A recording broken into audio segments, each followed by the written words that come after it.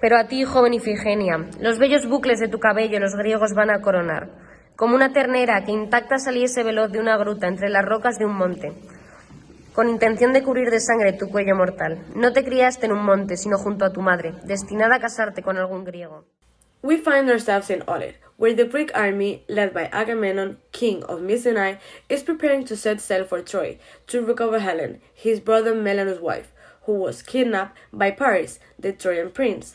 However, Agamemnon has angered the goddess Artemis, and she has stopped the winds, thus preventing the Greeks from setting sail for the destination. The only way to make amends is to sacrifice Ifigenia, daughter of the king of Messini. Agamemnon decides to accept the goddess' conditions and sends for his wife Clytemnestra and their daughter under the pretext of a wedding with Achilles, the Greek hero. When they arrived in Aulide, they discover the king's deceptions, and both of them are unable to accept it. Ifigenia and Clytemnestra confront Agamemnon, hoping to avoid the sacrifice, but he will not be broken by either his wife or his daughter. Achilles, for his part, helps Ifigenia to understand the importance of her death and its benefits to the Greeks. Finally, convinced by the hero, she accepts her fate and wiggling agrees to die, so that the wind may return. We are la nave Argo, a school and amateur group made up of students and former students of a secondary school in Alicante, Inmaculada Jesuitas. The group has been performing more than 10 years Greek and Latin plays, such as Hippolytus, Eumenides, or Ifigenia at Aulide, the play that we will perform next May.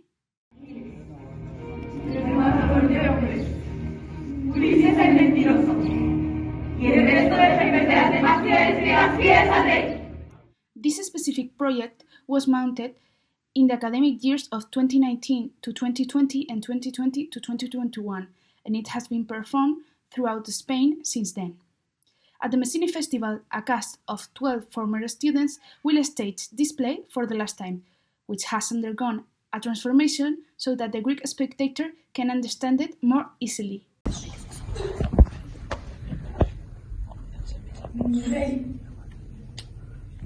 ve practicando esa historia para cuando tengas que contársela a tus hijos.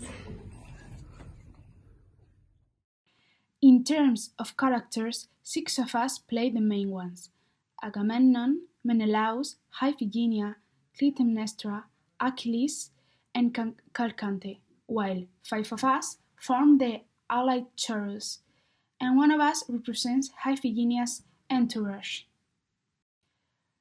Both choruses play a fundamental role in the play, as they represent the 2 points of the conflict.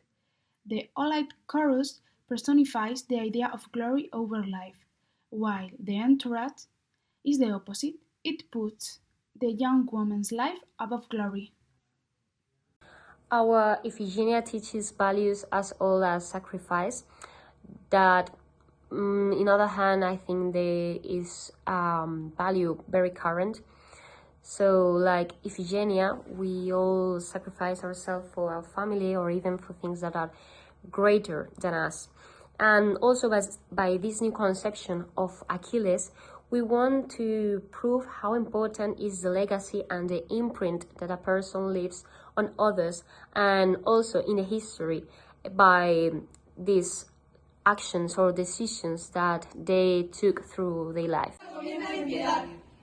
La insensibilidad, la injusticia, la falta de compasión por una indefensa. Es víctima Ifigenia. Igual que ayer. Igual que lo serás mañana. Well, our version of Ifigenia presents several changes from the original text. The first one, and probably the most important one, focuses on the character of Achilles. When we read the play for the first time, we were very surprised at how quickly Ifigenia changes her mind. So in one scene we can see her like asking her father not to kill her, but next one she's presenting voluntarily as a sacrifice for Artemis. So to help the public to understand how Ifigenia arrives to this decision, we resorted to the theory of a Spanish philosopher called Javier Goma, who places Achilles at the center of his theory of exemplarity. So this Greek hero marches to Troy knowing that he will die in this war, but he will die in exchange for eternal glory. So in our play, Ifigenia feels admiration for Achilles and she will imitate him, so she will gain eternal glory, so she will be remembered forever in the history. Soy portadora de la salvación. Tras las coronas, las guirnaldas y el agua de las fuentes purificadoras, danzad en torno al altar de Artemis. Mujeres de Cántics, unidos a los cantos de esta ceremonia. As my colleague said, we had to radically change the play in order to perform it in Greece. For example, before we had 2 choirs of almost 20 people that had been greatly reduced. Obviously, this has been a big challenge for us, because we had to change all the staging so that they could continue to convey with their strength and personality. On the other hand, we had to replace one character into another with a different character and personality.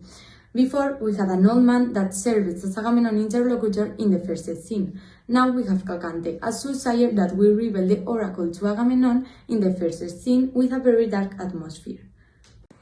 Other changes, such as the introduction of the character of Calcante, have been made to make the play more visual and impactful, and obviously easier to understand for the public. Por fin, precisamos de tus dotes adivinatorias en estos momentos tan críticos.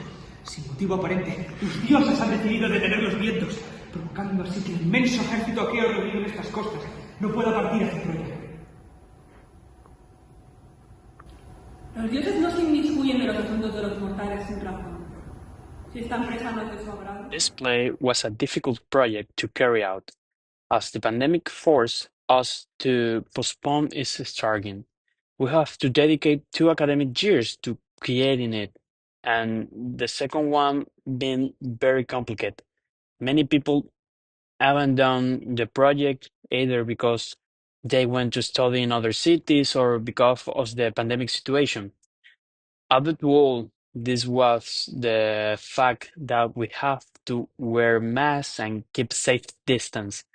We also had to look for new resource spices, and the regulation at the time prevented us from gathering many people in close areas or spaces. In the end, we were able to finish the play without the result that left us satisfied. Tener una mente que no se mantiene firme sí que es injusto y desleal. Cuando empezaste a reunir a los capitanes griegos con el fin de proponerles la misión a Troya, eras muy simpático, incluso humilde, estrechando la mano a todos. Una vez convencidos, cambia tu moral y Agamenón se convierte otra vez en ese rey huraño, cerrado en sí mismo e inaccesible. Pero has de saber, un hombre de bien, al enfrentarse a una gran empresa, no debe alterar nunca su carácter. Being this play has been a great opportunity that has given to me a lot on a personal level. On the one hand, playing this brings you closer to the culture of another era and allows you to get to know the moral approaches of its people, which is very interesting. On the other hand, playing a character is always a great challenge, and you have to know how to convey the audience, what the character feels and thinks. In my case, I play the hero Achilles, and it has been very interesting to delve into him and have to understand his ideas about life, death and honor. In his version of the play, the hero is a kind of advisor to Ifigenia, who helps him to evolve in his arc of maturity.